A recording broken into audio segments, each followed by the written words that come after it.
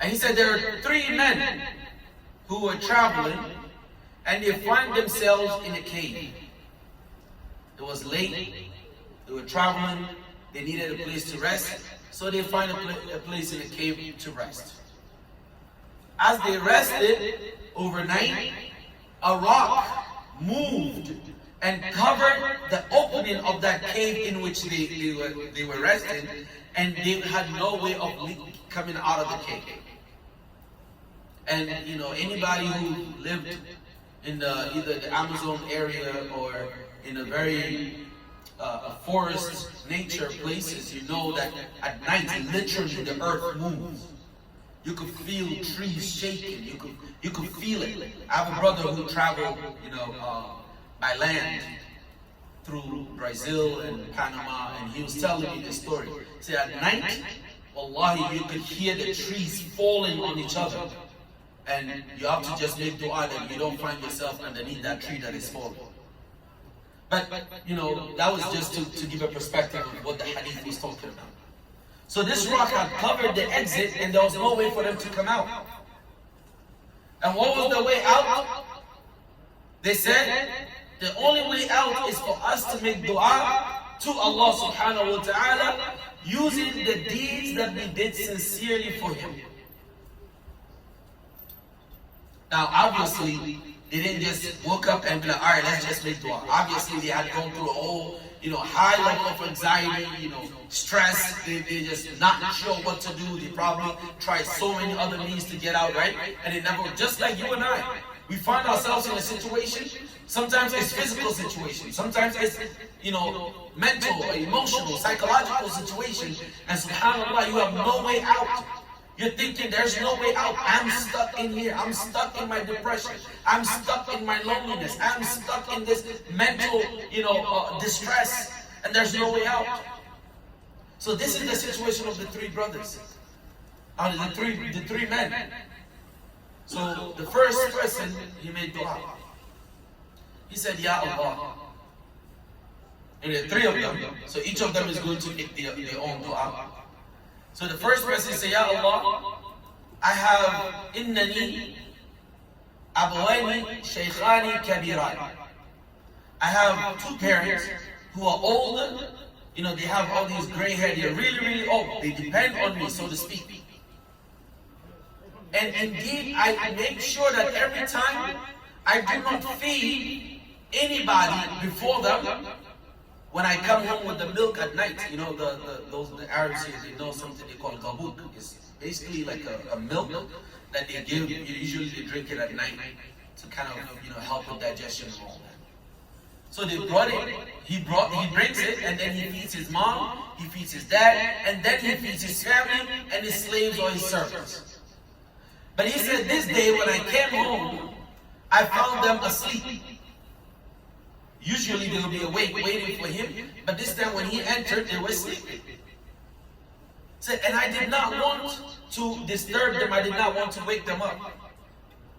And here are my kids and my servants and my family waiting for me to feed them. But it is my way that I never feed anybody until I feed my 2 parents. So he said, I stood in front of them, or I stood beside them with the milk in my hand all night until they woke up. And I made sure I fed them before I fed my family. Basically showing his mercy towards this old, you know, parents who depend on him. And he said, Ya Allah, in kunta ta'lamu anni fa'altu dhalika ibtighaha wajhik. If you know that I did this seeking your pleasure, nothing else but your pleasure, then open this, move this rock so we can get out of this place. The Prophet ﷺ said, the rock moved, but they could not come out. It moved a little bit. And now the second person had to make dua. The second person, he says, Ya Allah, I had a cousin, a female cousin, whom I desired so much as any man could desire a woman. You know what I mean. I had asked or I had requested to engage in some intercourse with her earlier, and she said no. And obviously she was a person that holds her piety and, you know, she protects herself. So she left. And a time came when there was famine and people were starving, and she came to me in need. And I said the only way I would give her what she needs is if she allowed for me to have her secluded. Basically, do whatever I want to do with her. And she said, well, I'll let you do that if you give me 100 dinar. Because now she's really in need of it. She's desperate. I want you to just physically imagine that situation. A lady who's really chased, she's protecting herself, and now she's coming back saying, you know what, just give me 100 dinar and go ahead and do whatever you want to do. Because I'm desperate. And then he says, until I had bent in between two of her knees, meaning I was right there about to commit that zina. She says to me, fear Allah and do not open a seal that does not belong to you. And he said, immediately I got it from her, I gave her whatever she asked for, and I did not commit that zina with her. Say, Ya Allah, if I did this seeking only your pleasure, then open this place and let us get out.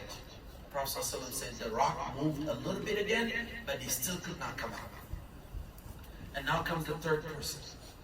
The third one, he said, Ya Allah, I hired some laborers.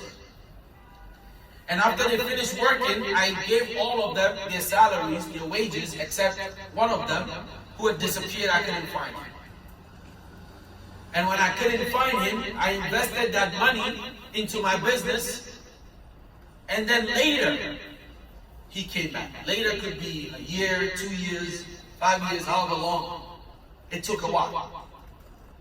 This man shows up and says, hey, pay me my wages. Pay me whatever I owe. You owe me. If it was us today, we would have just looked at him and said, listen, man, that was a long time ago. I didn't see you. That's on you. You didn't stop. I did not kick you out. You left. So it's on you. I'm not giving you nothing. But this man, he said, I had invested that wealth into my business, and that wealth of this man, the wage of this man, had increased. It has yielded many profit to the point where he has cows and sheep and hens, all of these things, right? So he says to the man, you see over there, everything over there is yours, take it. He looks at the man and says, stop playing with me. Fear Allah and do not play with me. I'm here for what you owe me. I know it's not this much, so just give me whatever you owe me and let me go. He says to him, Wallahi, I'm not playing with you. Everything you see over there is yours, take it. And he grabs everything and did not leave a single thing over there. He takes everything. And the man, he says, Ya Allah, if I did this seeking your pleasure only, open this place and let us get out. And the Prophet ﷺ said, the rock moved, and now they were able to see, come out of this cave. SubhanAllah, this hadith in and itself could be an entire khutbah for almost a month.